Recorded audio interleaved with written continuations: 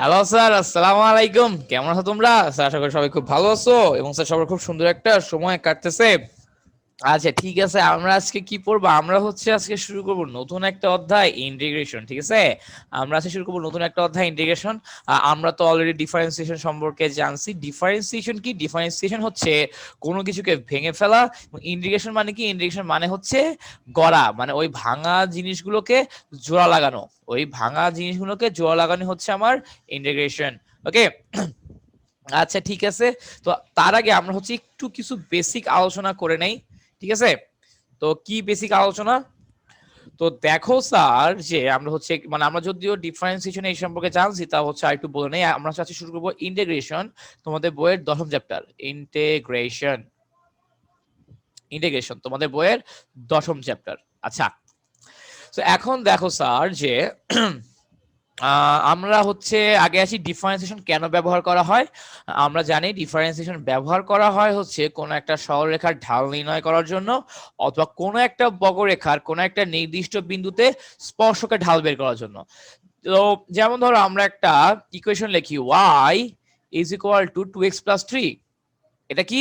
এটা আমার একটা সরলরেখার সমীকরণ, এবং তুমি যদি গ্রাফটা প্লট করো তাহলে কি হবে? তুমি দেখবা যে হয়তো এরকম কিছু একটা চলে আসবে, এরকম কোন একটা তুমি পেয়ে যাবো আর কি। ঠিক আছে, স্ট্রেট লাইন পেয়ে যাবা, হয়তো এরকম কোন একটা স্ট্রেট লাইন তুমি পেয়ে যাবা।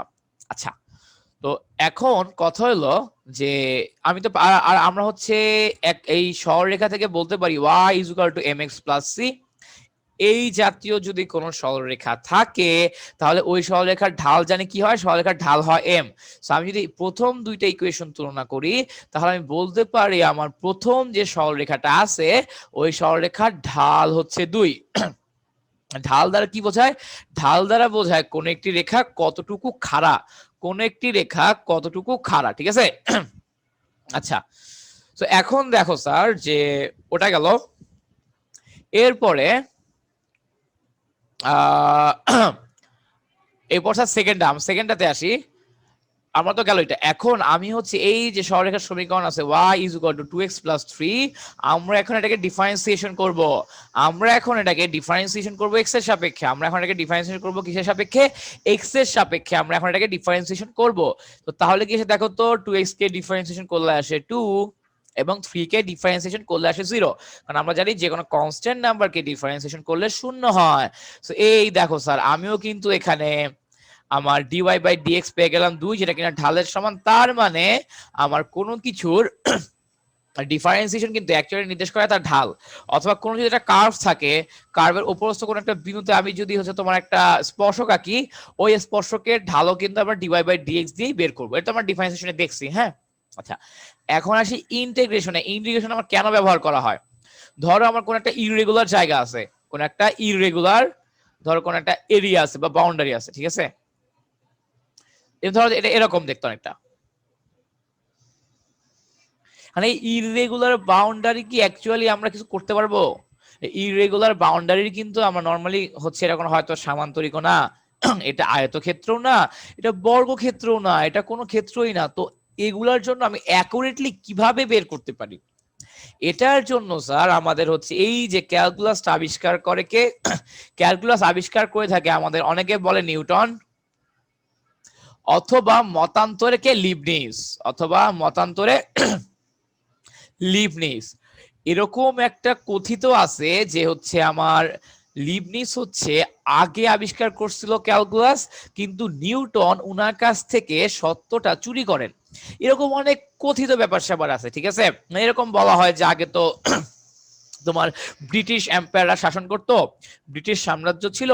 সো ব্রিটিশরা কখনোই চাইতো না তারা বাদে অন্য কেউ ভালো কিছু করুক। ওকে, তো আমার লিবনিজ তো তাদের স্বজাতীয় ছিল না। এ কারণে এরকম অনেক কিছু শোনা যায়। বাট যাই শোনা যাক, আমরা এখন ওখানে যাব না, আমরা ইন্ডিকেশনটা এনজয় করব। ঠিক আছে, আচ্ছা। সো আমরা কি বলছিলাম, যে আমি এখন যেটা করব, যে এই যে সবগুলাকে কি করব স্যার? অনেক পিচ্ছি পিচ্ছি অংশে ভাগ করে নিব। সবগুলাকে অনেক পিচ্ছি পিচ্ছি পিচ্ছি পিচ্ছি অংশে ভাগ করব। ঠিক আছে, অনেক পিচ্ছি পিচ্ছি পিচ্ছি পিচ্ছি অংশে ভাগ করবো, অনেক পিচ্ছি পিচ্ছি পিচ্ছি পিচ্ছি অংশে এরকম করে স্লাইস করবো। হ্যাঁ, অনেক পিচ্ছি পিচ্ছি অংশে ভাগ করবো। তো এই যে অনেক পিচ্ছি পিচ্ছি অংশে ভাগ করলাম, আমরা এই যে এদের পুরুত্বটা কতটুকু হবে বা এদের প্রস্থ কত হবে? আমরা বলছিলাম এদের প্রস্থ হবে লিমিট x টেন্ডস টু 0, শূন্যর কাছাকাছি। শূন্যর কাছাকাছি হবে এদের প্রস্থগুলো। যদি এখানে দেখে অনেক বড় লাগতেছে, বাট বাস্তবে কিন্তু এত বড় হবে না। তো এরপর দেখো এখন যেটা হবে, যদি আমি সবগুলাকে এরকম পিচি পিচি স্লাইসে ভাগ করে ফেলি, তাহলে আমার প্রতিটা স্লাইস এক একটা আয়তক্ষেত্র হয়ে যাবে। আমার প্রতিটা স্লাইস এক একটা আয়তক্ষেত্র হয়ে যাবে। এখন তুমি বলো ভাইয়া কেমনে, আমার তো একটু কার্ভ কার্ভ লাগতেছে। আচ্ছা দেখো, আমরা যদি একটা সার্কেল আঁকি, ধরো আমরা একটা সার্কেল আঁকতে চাই, তো এই যে একটা পিচি সার্কেল, ঠিক আছে, এটা একটু বড় একটা সার্কেল, এটা তার চেয়ে বড় সার্কেল। আচ্ছা, তো এখন নিচে ধরো আরো বড় একটা সার্কেল আঁকি। ওকে ওকে, তো এখন দেখো স্যার যে তোমার এখানে কি হচ্ছে, এই দেখো আমার এখানে তো অবশ্যই একটা স্ট্রেট পোর্শন আছে, স্ট্রেট পোর্শনটা হচ্ছে এইটুক। আমার এখানে একটা স্ট্রেট পোর্শন আছে, স্ট্রেট পোর্শন দেখছো এইটুক। তো তার মানে কি আমার স্ট্রেট পোর্শন বাড়ছে। এখানেও কিন্তু স্ট্রেট পোর্শন আছে, এই দেখো যে স্ট্রেট পোর্শন হচ্ছে এইটুক, এই যে এইটুক হচ্ছে আমার স্ট্রেট পোর্শন, এখানে কোনো কার্ভ নাই। এইখানে দেখো স্যার আমার এখানে স্ট্রেট পোর্শন অনেক বেড়ে গেছে, এই যে আমার এখানে তুমি দেখবে স্ট্রেট পোর্শন হচ্ছে যে এইটুক, স্ট্রেট পোর্শন হচ্ছে এইটুক। তো তার মানে কি আমার বৃত্ত যত বড় হচ্ছে স্ট্রেট লাইনের পরিমাণ, আমার স্ট্রেট লাইনের পরিমাণ বাড়তেছে, তাই না? মানে পুরোটা স্ট্রেট হচ্ছে না, বাট আমার স্ট্রেট অংশের পরিমাণ বাড়তেছে। এরকম ধারণা করা হয় যদি আমার বৃত্তের রেডিয়াস, এটা আমার বৃত্তের রেডিয়াস, যদি আমার বৃত্তের রেডিয়াস যদি অসীম হয়ে যায় কখনো, এরকম ধারণা করা হয় যদি আমার কখনো বৃত্তের রেডিয়াস অসীম হয়ে যায়, তখন আর বৃত্তের কোনো অস্তিত্ব থাকবে না, তখন বৃত্তের আর কোনো অস্তিত্ব থাকবে না, তখন বৃত্তটা একটা স্ট্রেট লাইন হয়ে যাবে, তখন বৃত্তটা একটা স্ট্রেট লাইন হয়ে যাবে স্যার, ঠিক আছে? আচ্ছা, তো এই যে এভাবে করে আমি প্রথমে স্লাইস করব, এরপর যদি আমি এগুলোকে যদি একটা নির্দিষ্ট বাউন্ডারি ওয়ালের মধ্যে ইন্টিগ্রেশন করি, একটা নির্দিষ্ট বাউন্ডারি ওয়ালের মধ্যে যদি স্যার আমরা এগুলোকে ইন্টিগ্রেশন করি, তখন স্যার কি হবে জানো? তখন হচ্ছে আমরা এটার ক্ষেত্রফল পেয়ে যাব, তখন আমরা এটার ক্ষেত্রফল পেয়ে যাব। আমার এই যে কার্ভটা আছে, কার্ভের আমার যদি ইকুয়েশন হয় এফ অফ এক্স, এবং কার্ভটা যদি এক্স এর একটা রাশি হয়, তো তাহলে ডিএক্স এর সাপেক্ষে ইন্টিগ্রেশন করব, আমার যেই বাউন্ডারি যেই রিজন থেকে শুরু হয়ে যেই রিজনে শেষ হইছে ওই লিমিট গুলো বসায় দিব। যদি আমি বসায় দেই, তাহলে স্যার এই ক্যালকুলেশনের দ্বারা আমি এরিয়া বের করে ফেলতে পারবো। এই ক্যালকুলেশনের দ্বারা আমরা এরিয়া বের করে ফেলতে পারবো, ঠিক আছে? এইটা আমরা পড়বো এই চ্যাপ্টারের একদম লাস্ট পোর্শনে, এই চ্যাপ্টারের একদম লাস্ট পোর্শনে আমরা এই সম্পর্কে পড়বো। ওকে, সো এখন আমি যা বললাম তোমাদের মাথার উপর দিয়ে গেছে, কারণ তোমরা এখনো ইন্টিগ্রেশন শিখো নাই, বাট কিছু কথা বলে রাখলাম, এখন আমরা ডিরেক্ট ইন্টিগ্রেশনে চলে যাব। ওকে, আচ্ছা, সো ডিরেক্ট ইন্টিগ্রেশনে আমরা যাব, তার আগে হচ্ছে তোমাদেরকে কিছু বেসিক সূত্র জানা লাগবে। আমাদের যেমন ডিফারেন্সিয়েশনের সূত্র ছিল, একইভাবে আমাদের ইন্টিগ্রেশনও তো কি বিভিন্ন সূত্র জানতে হবে, ঠিক আছে? আচ্ছা, তো চলো আমরা সূত্রগুলো কি কি ওগুলো একটু দেখার চেষ্টা করি, কি কি সূত্র আছে না আছে। তো তার আগে একটা জিনিস বলে নেই, আচ্ছা তার আগে একটা সূত্র দেখে নেই, হ্যাঁ, এরপর বলতে যদি স্যার সূত্রগুলো বইয়ে আছে, সূত্রগুলো কিন্তু বইয়ে আছে, কিন্তু কথা হলো যে আমরা হচ্ছে তাও একবার লিখে দিব, কারণ লিখে দিলে তোমার হচ্ছে যে একবার পড়া হবে, একবার লেখা হবে, আরেকবার দেখা হবে। ইন্টিগ্রেশনে যেটা হয় সূত্রগুলো মাথায় থাকে না, ইন্টিগ্রেশনে যেটা হয় যে সূত্রগুলো মাথায় থাকে না, ঠিক আছে, কিন্তু মাথায় রাখতে হবে। আচ্ছা, তো ইন্টিগ্রেশনের প্রথম ফর্মুলা, আমি যদি x to the power n জাতীয় কোন রাশিকে ইন্টিগ্রেশন করতে চাই, এবং কিসের সাপেক্ষে ইন্টিগ্রেশন করব? dx এর সাপেক্ষে ইন্টিগ্রেশন করব, ঠিক আছে? আচ্ছা, আমাদের এই যে বাঁকা চিহ্নটা হচ্ছে ইন্টিগ্রেশন সাইন, এবং এটা দ্বারা বোঝায় আমি কিসের সাপেক্ষে ইন্টিগ্রেশন করব, এক্স এর সাপেক্ষে না ওয়াই এর সাপেক্ষে না জেড এর সাপেক্ষে না অন্য কিছু সাপেক্ষে, ঠিক আছে? আচ্ছা, সো এটার ফর্মুলা কি? এটার ফর্মুলা হলো x to the power n plus one divided by n plus one plus C, যেখানে সি কি, যেখানে সি হচ্ছে একটা ধ্রুবক সংখ্যা, এবং এখানে বলে দিছে n এর মান কখনো -1 হইতে পারবে না, n এর মান কখনো -1 হইতে পারবে না, ঠিক আছে? n এর মান যদি -1 হয়ে যায় তখন কি হয় দেখতেছি। তার আগে একটু বলে নেই এই যে ইনিকে, তার আগে বলে নেই এই যে সি, ইনিকে। স্যার এই সি মানে কি বোঝাচ্ছে জানো? এই সি মানে বোঝাচ্ছে কনস্ট্যান্ট, এনি কনস্ট্যান্ট নাম্বার। এই সি মানে বোঝাচ্ছে কনস্ট্যান্ট, ঠিক আছে? যে কোনো কনস্ট্যান্ট সংখ্যা বোঝাচ্ছে সি দিয়ে। এখন ভাইয়া আমার কনস্ট্যান্ট আসবে কেন? কনস্ট্যান্ট কেন আসবে? আচ্ছা ঠিক আছে। তো কেন আসবে এটা বোঝানোর জন্য আমরা একটু যদি তোমাকে দেখাই, আগে হচ্ছে দেখো, সো এই অনুযায়ী আমরা হচ্ছে আগে x টু দি পাওয়ার 5 এর ডিফারেন্সিয়েশন করি। সো এখন তুমি আমাকে বলো ভাইয়া আমি যদি অ্যাকর্ডিং টু ফর্মুলা দেখি, আমার এই যে এখানে তো আছে n আর এখানে কি আছে 5, তো তার মানে আমার n এর মান 5 হয়ে যাবে। সো কি হবে x to the power 5 plus 1 divided by 5 plus 1 plus c according to formula. C কেন আসে বলতেছি। তো তাহলে দেখো তো কি আসলো, তাহলে আমার দেখো এই 5 আর 1 যোগ করলে হয় 6, আর এই যে এখানেও 6 আসবে।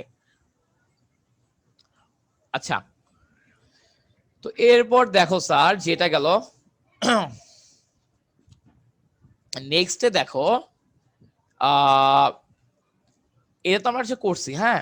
আচ্ছা, এখন স্যার তুমি আমি সবাই দুইটা ডিফারেন্সিয়েশন করব।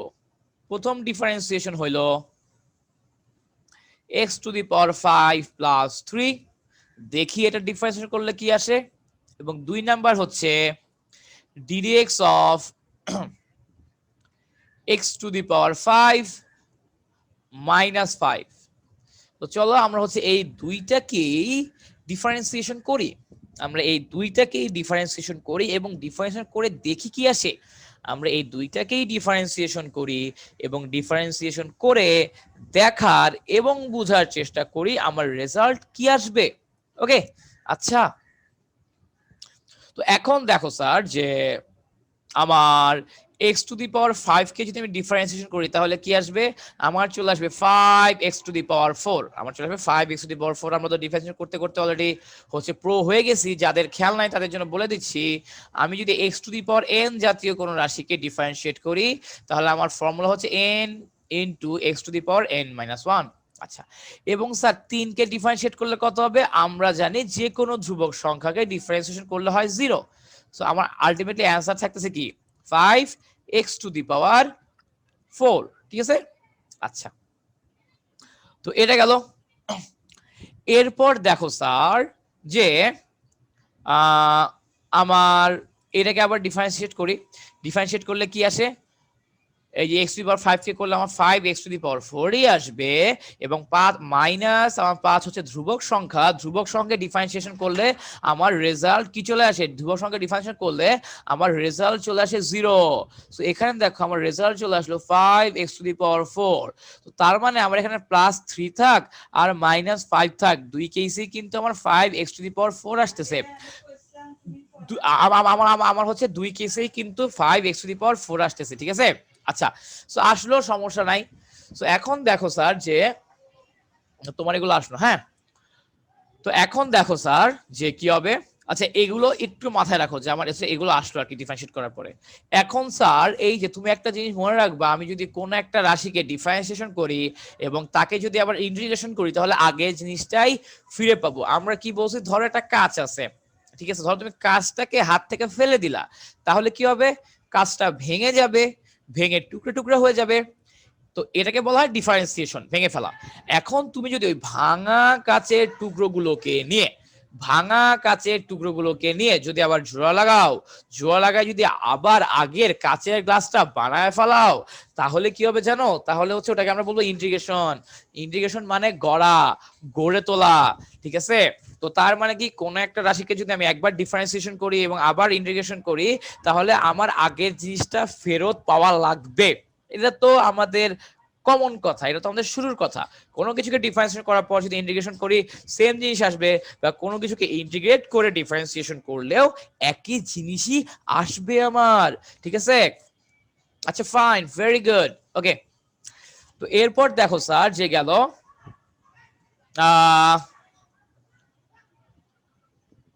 তোমার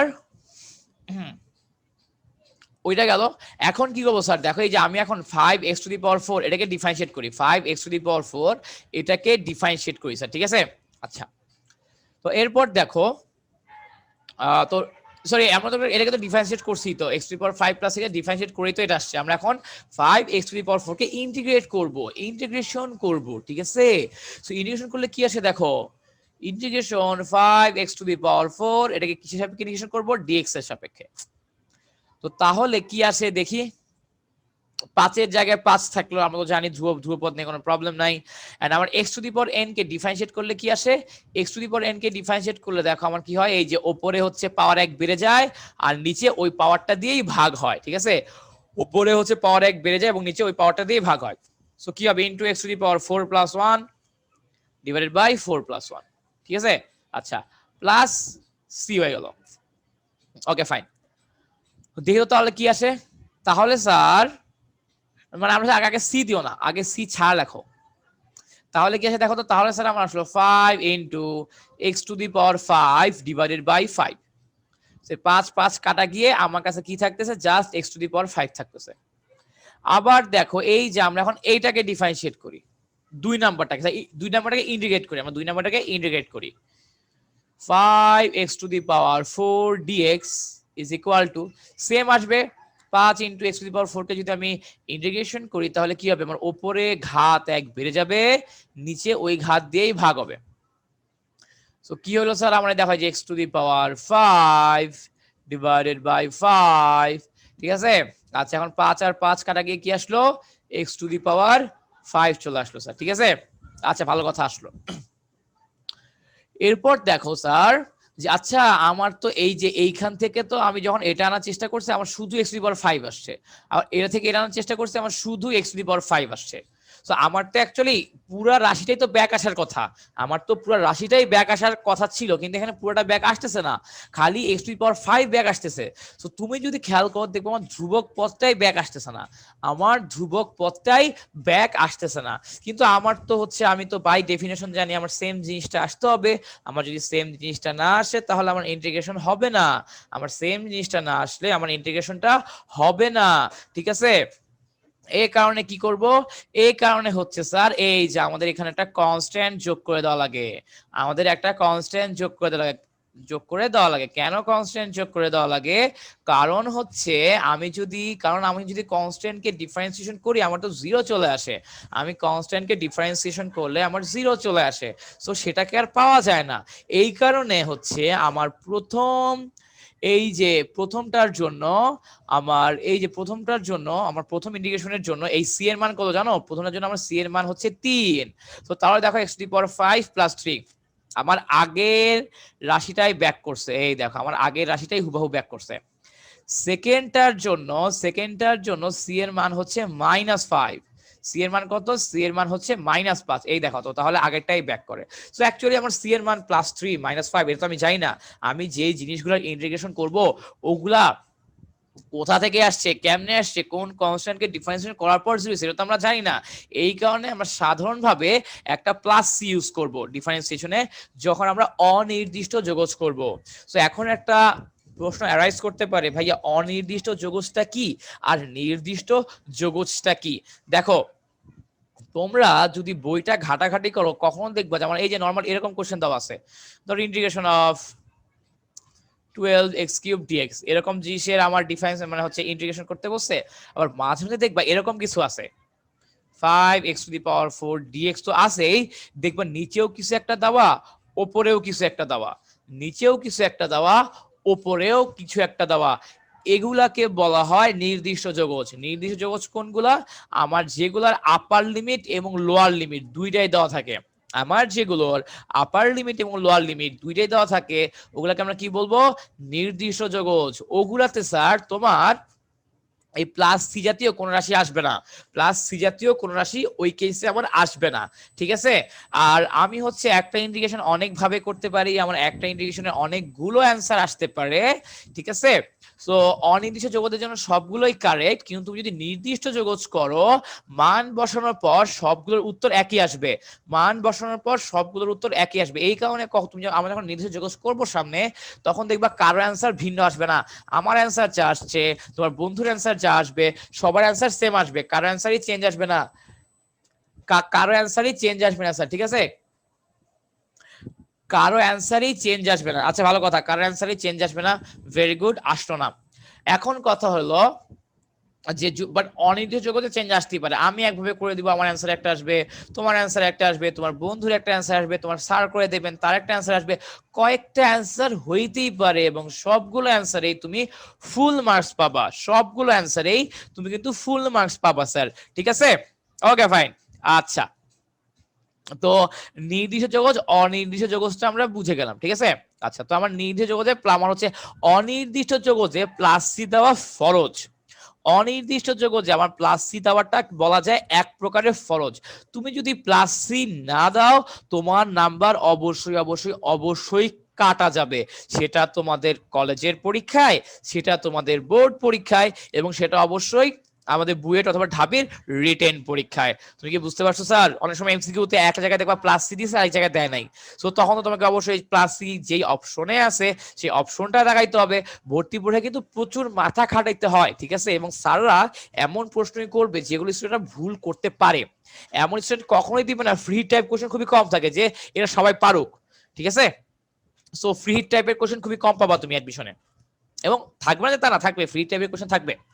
আচ্ছা, সো আমরা একটু বুঝে গেলাম যে আমার প্লাস সি থাকবেই, আমার প্লাস সি যে থাকবে এটা হচ্ছে শিওর। হ্যাঁ, সো এটা হচ্ছে আমার 1 নাম্বার ফর্মুলা।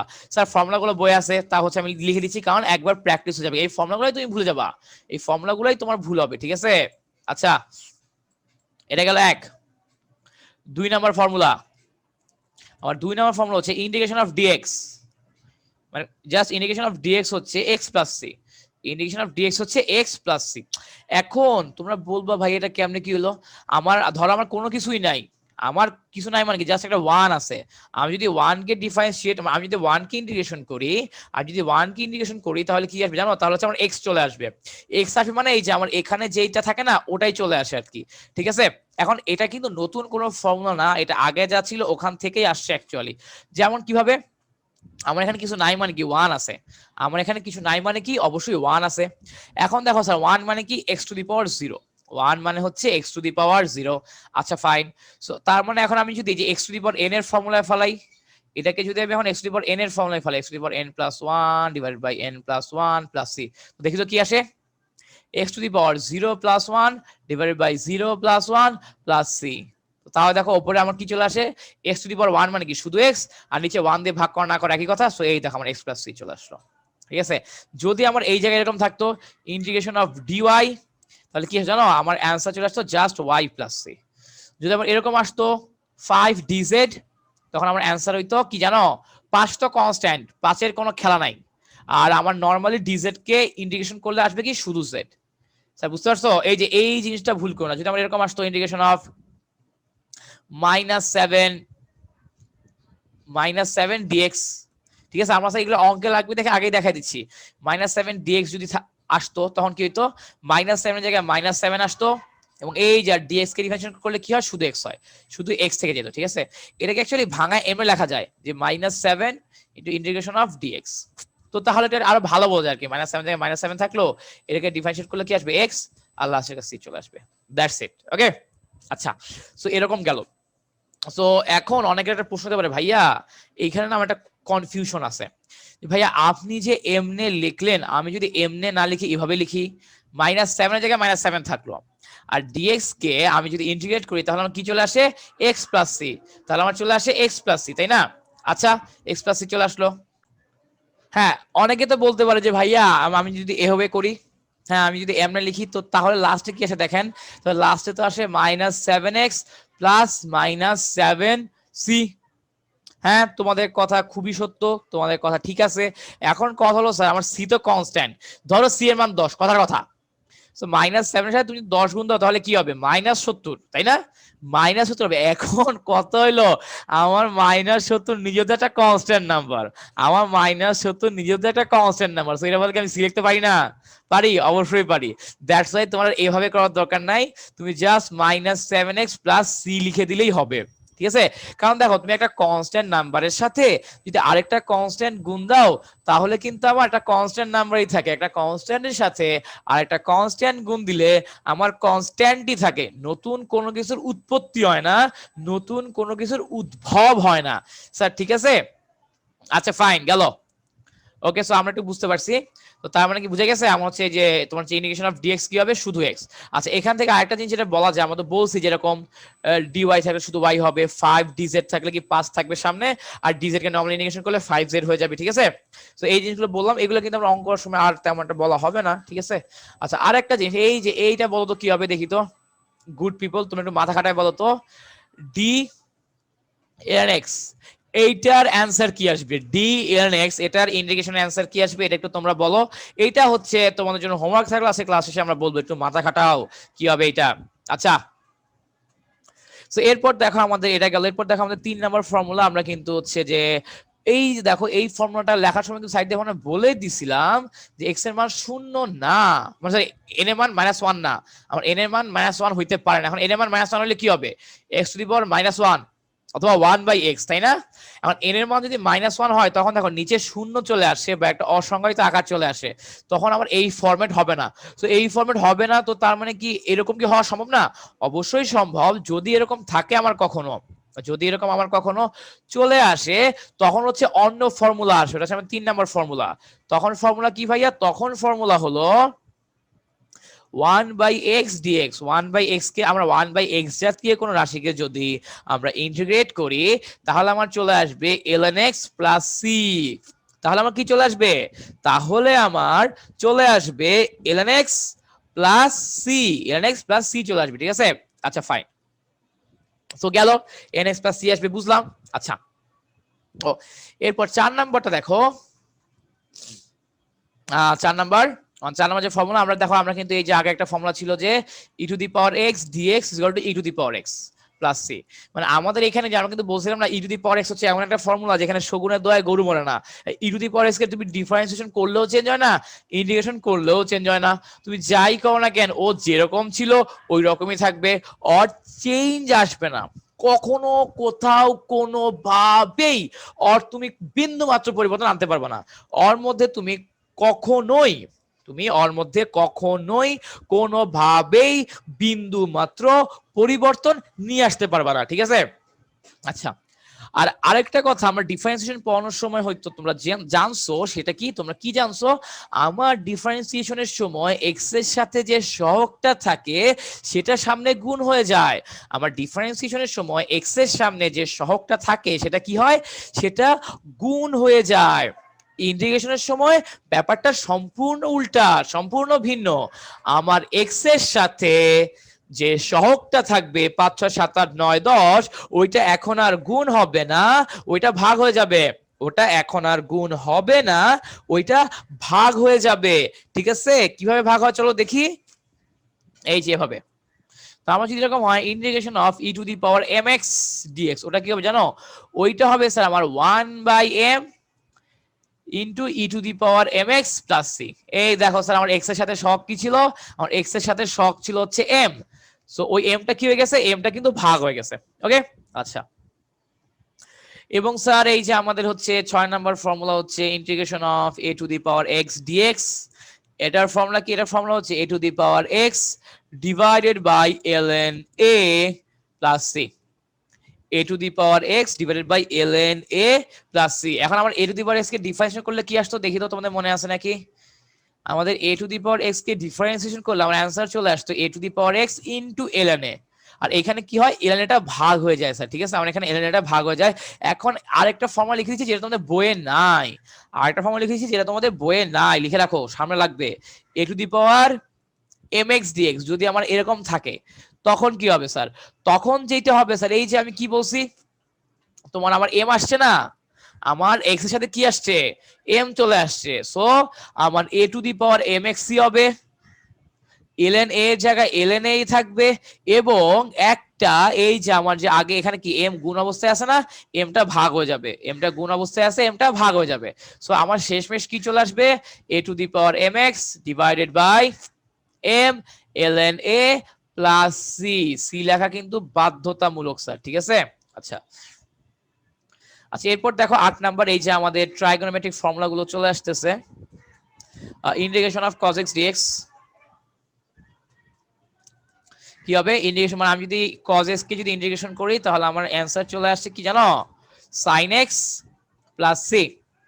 এবং যদি এরকম হয়, যদি আমার ধরো cos mx কোন একটা কিছু গুণ আছে, সহগ গুণ আছে, সহগটা কিন্তু ভগ্নাংশ হইতে পারে, হ্যাঁ, একটা সহগ গুণ আছে, তখন কি হবে, তখন ওই যে আমার সহগটা ভাগ হয়ে যায়, তখন আমার সহগটা কি হয় স্যার, সহগটা ভাগ হয়ে যায়। এখানে কিন্তু খেয়াল রাখো, কিন্তু আমার যদি ইয়া থাকতো, ডিফারেন্সিয়েশন হইতো, cos x কে ডিফারেন্সিয়েশন করলে মাইনাস sin x হইতো, কিন্তু cos x কে ইন্টিগ্রেশন করলে কিন্তু আবার প্লাস sin x হয়, হ্যাঁ, মানে তুমি দেখবা কম্পেয়ার করতে পারবা ডিফারেন্সিয়েশন ফর্মুলাগুলোর সাথে ইন্টিগ্রেশন ফর্মুলা, তুমি কম্পেয়ার করতে পারবা, মিলাইতে পারবা।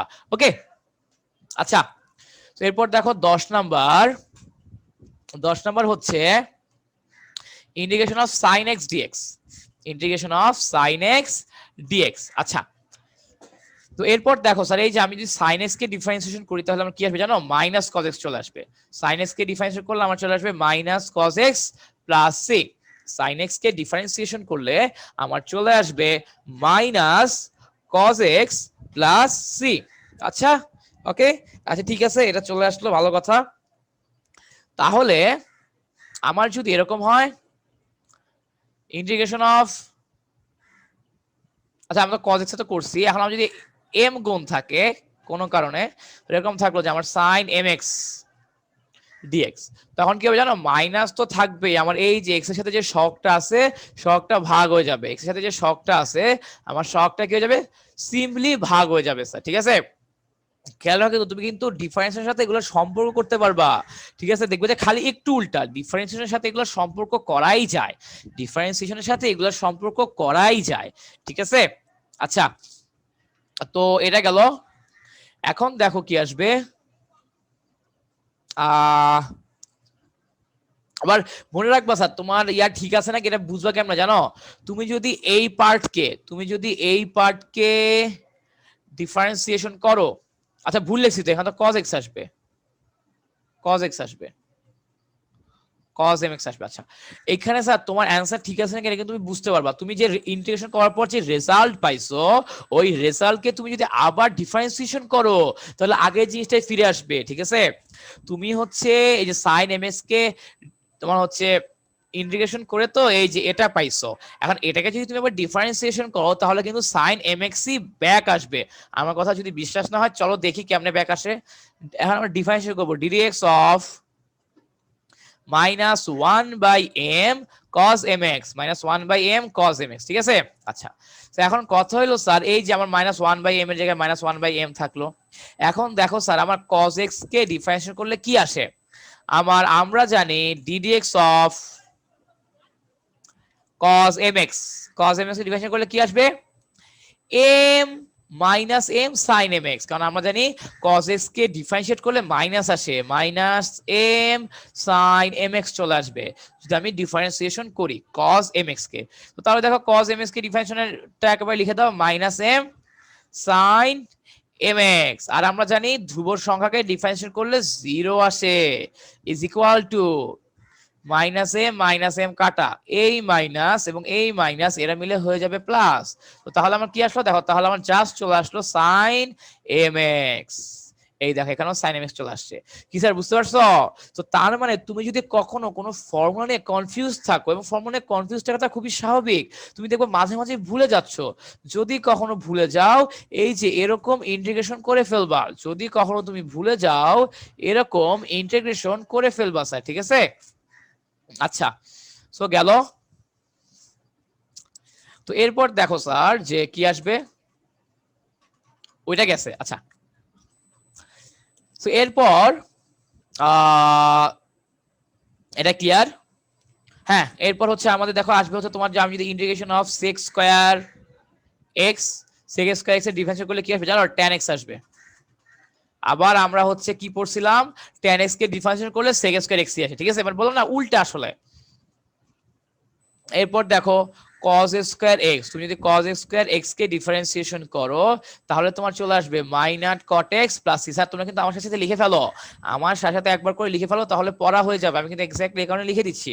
এবং একই ভাবে যদি এগুলোর সাথে যদি আমার m থাকতো, ধরো কথা যদি এখানে এরকম থাকতো যে এই sec স্কয়ার mx dx, তাহলে অ্যানসার কি হইতো, সামনে একটা 1/m চলে আসতো, ঠিক আছে। এগুলো তো আশা করি তোমরা এখন বুঝে গেছো, আমরা হচ্ছে এগুলো এখন আর বলবো না। হ্যাঁ, অনেকে যে ভুলটা করো, সামনে এম দাও ঠিক আছে, কিন্তু এখানেও তো এম এক্স হবে, আমার কিন্তু অ্যাঙ্গেল তো চেঞ্জ হবে না। আমার এখানে mx টা কি, সেকের ভেতর যে mx টা সেটা তো অ্যাঙ্গেল বোঝে, আমার অ্যাঙ্গেল তো চেঞ্জ হবে না। অনেকে কি করে 1/m tan x লিখে দেয়, এখানে mx দেখেন, ওটা কিন্তু ভুল, ওমনে কিন্তু কাটা যাবে। হ্যাঁ, এই ভুলটা করো না, এটা শুধুমাত্র খাতায় লিখে রাখো, খাতায় লিখে রাখো যে না এই ভুলটা করা যাবে না। তো তুমি যদি খাতার পাশ দিয়ে এরকম লিখে রাখো তাহলে যেটা হবে তোমার মাথায় থাকবে যে না না না এরকম আজাইরা ভুল তো করা যাবে না, ঠিক আছে? তখন কিন্তু তোমার এই জিনিসগুলো মাথায় চলে আসবে। আচ্ছা, এরপর দেখো স্যার আমরা কি করব, তোমার আমি যদি sec x into tan x এটাকে যদি আমি ইন্টিগ্রেট করি, এটাকে যদি স্যার আমরা ইন্টিগ্রেট করি তাহলে আমার কি আসবে দেখো, তাহলে আমার অ্যান্সার হবে just sec x plus c, এবং আমরা জানি শুধু sec x এর ডিভাইডেড করলেও এটা আসতো। 15 নাম্বার হচ্ছে আমি যদি cosec x into cot x কে ডিফারেন্সিয়েশন, মানে আমি যদি cosec x into cot x কে ইন্টিগ্রেট করি, যদি আমি এটাকে যোগজীকরণ করি তাহলে আমার চলে আসবে minus cosec x plus c, ওদেরকে যোগজীকরণ করলে চলে আসবে এইটা। আচ্ছা, তো এইটা গেল। এরপর স্যার আরো কিছু ফর্মুলা আছে, ওগুলো আমার আপাতত লাগবে না, ওগুলো আমার এখন লাগবে না, ওগুলো আমার লাগবে একটু পরে, ওগুলো আমার খানিকটা পরে লাগবে স্যার, ঠিক আছে? সো যেহেতু আমার ওগুলো এখন লাগবে না আমি এখন লিখে দিচ্ছি না। সো আর এই ফর্মুলা খুব ইম্পর্টেন্ট যে dx divided by root x, dx divided by root x is equal to 2 root x plus C is equal to 2 root x plus C. এখন অনেকে কথা হতে পারে ভাইয়া এটা কোত্থেকে আসলো, এটা কিন্তু অ্যাকচুয়ালি ওই যে আমরা এক নম্বর ফর্মুলা পড়ছি না, integration of x to the power n dx is equal to x to the power n plus one divided by n plus one plus C, ঠিক আছে? আচ্ছা আচ্ছা গেল। সো এখন দেখো স্যার হইলো, এটা কোনো প্রবলেম নাই। ওকে, তো এইখানে দেখো স্যার কি হবে, যে সুন্দর মতো এটা গেছে, কোনো প্রবলেম নাই। এখন দেখো স্যার আমি যদি রুট এক্স করি, মানে হচ্ছে শুধুমাত্র রুট এক্স করা মানে কি, আমরা জানি রুট এক্স মানে কি x to the power half, তাই না? তো এখানে এখানে কি আছে actually dx divided by x to the power half. Okay, আচ্ছা, এখন x to the power half যদি আমি উল্টে দিই তাহলে কি হবে, x to the power minus half, x to the power minus half হয়ে যাবে ওই জায়গায়, ঠিক আছে? X to the power minus half হয়ে যাবে। আচ্ছা, এখন x to the power minus হাফকে আমরা কি করব, দেখো তো অ্যাকর্ডিং টু ফর্মুলা কি করা যায়, এই যে দেখো এখানে এন এর জায়গায় বসায় দাও, এইখানে এন এর জায়গায় বসায় দাও স্যার, ঠিক আছে? X to the power minus half plus one divided by minus half plus one, ঠিক আছে? আচ্ছা, এই দেখো sir minus half plus one মানে কি শুধু প্লাস হাফ, এখানেও কি চলে আসবে, এখানেও চলে আসবে শুধু প্লাস হাফ, আর প্লাস সি তো আছেই, প্লাস সি তো আছেই। তো তাহলে দেখো কি কি হলো স্যার, আমার এই যে এই প্লাস হাফ কি যদি আমি উল্টে দেই ও হয়ে যাবে 2, আর x to the power half লেখা যেই কথা রুট এক্স লেখা একই কথা, সো লিখে দাও রুট এক্স প্লাস সি। তো দেখতে পাচ্ছ এই যে এই ফর্মুলা কিন্তু আলাদা কোনো ফর্মুলা না, এই যে আমার প্রথম ফর্মুলা থেকেই চলে আসছে। প্রথম ফর্মুলাটাকে আমি বলি ইউনিভার্সাল বস ফর্মুলা, প্রথম ফর্মুলাকে আমি বলে থাকি ইউনিভার্সাল বস ফর্মুলা। এই যে আমাদের ক্রিকেটার গেইল আছে না, ইউনিভার্সাল বস, সেরকম আর কি এই আমাদের এই প্রথম ফর্মুলা হচ্ছে ইউনিভার্সাল বস ফর্মুলা, ঠিক আছে? আচ্ছা, আরো দুইটা ফর্মুলা আছে যেটা আমার সামনে লাগবে। ওকে, আমরা যখন তোমার 10.4 করবো তখন আমার অনেক বেশি লাগবে, তো আমি এটা এখনই বলে দিচ্ছি আর কি কি হবে না হবে যাতে তোমরা ধরতে পারো ব্যাপারগুলো। সেটা হলো এক নাম্বার এই যে ln x dx, এইটা হবে স্যার আমার x ln x minus x plus c, এবং আরেকটা যেটা তোমাদের দেওয়া নাই বই, হ্যাঁ আমি আগে বলতেছি তোমাদের বই বলতে সূত্রের হিসেবে দেওয়া নাই, পরে কিন্তু লাগবে।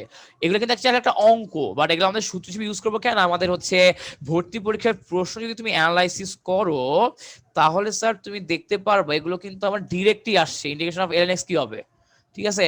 সো তুমি যদি অঙ্ক করে তো সময় নষ্ট করবে না, এটা ডিরেক্টলি ফর্মুলা আকারে যদি তোমার মাথায় থাকে তোমার কলেজে ভর্তি পরীক্ষা বলো বা বোর্ড পরীক্ষা বলো বা অ্যাডমিশন বলো তোমার খুব কাজে লাগবে। আচ্ছা, আরেকটা হচ্ছে ইন্টিগ্রেশন অফ ln ax, ঠিক আছে? Integration of ln ax। আচ্ছা, তো এইটাকে কি করব, এটাকে যদি আমি ক্যালকুলেশন করি তাহলে আমার কি আসে, x ln ax minus x plus c, x ln ax minus x plus c চলে আসবে স্যার, ঠিক আছে? ওকে, এই দেখো যে মানে আমার হচ্ছে ভেতরে যা ছিল তাই থাকবে, মানে আগের মতোই, খালি যেখানে x এর জায়গায় x টা চলে আসবে আর কি, ঠিক আছে?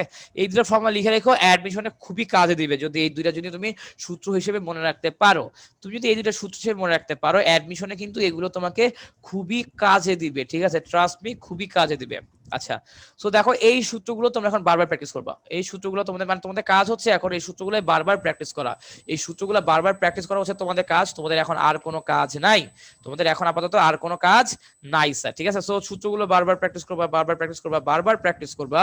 সো তোমাদের যদি সূত্রগুলো বারবার প্র্যাকটিস করা হয় তো তাহলে আমরা যে সামনে যে অঙ্কগুলো করব, আমরা যে অঙ্কগুলো করব সামনে, ওগুলো তোমাদের কাছে খুবই সহজ লাগবে। আমরা সামনে যে অঙ্কগুলো করব না কেন, ওগুলো তোমাদের কাছে খুবই সহজ লাগবে স্যার, ঠিক আছে? তোমাদের কাছে ওগুলো খুবই সহজ লাগবে। সো সূত্রগুলো কয়েকবার লিখে লিখে প্র্যাকটিস করবে। ইভেন আমি এখনো মাঝে মাঝে সূত্র ভুলে যাই। আমিও এখনো মাঝে মাঝে অঙ্ক করতে গেলে সূত্র ভুলে যাই আর কি, ঠিক আছে? কিন্তু সূত্র তো ভুলে যাওয়া যাবে না, সূত্র ভুলে যাওয়া যাবে না স্যার, ঠিক আছে? আচ্ছা, তো তাহলে আজকে এই পর্যন্তই। আমরা হচ্ছে নেক্সট দিন ডিরেক্টলি ম্যাথ করা শুরু করে দিব, ঠিক আছে? ডিরেক্টলি সরাসরি ম্যাথ করবো। ইন্টিগ্রেশন খুবই মজার জিনিস, কিন্তু ভয় পাওয়ার কিছু নেই। খালি তোমাকে ধৈর্য ধরে বুঝে বুঝে আগাইতে হবে, ধৈর্য ধরে বুঝে বুঝে আগাইতে হবে। সো আশা করি সুন্দর মতো আমি যেমনি যেমনি ইনস্ট্রাকশন দিব, আমার ইনস্ট্রাকশন ফলো করবা, তাহলেই হবে, তাহলে আর কোনো প্রবলেমে পড়বো না ইনশাল্লাহ, ঠিক আছে? তো স্যার তাহলে আজকে এই পর্যন্তই, সবাই ভালো থাকো। ওকে, আল্লাহ হাফেজ।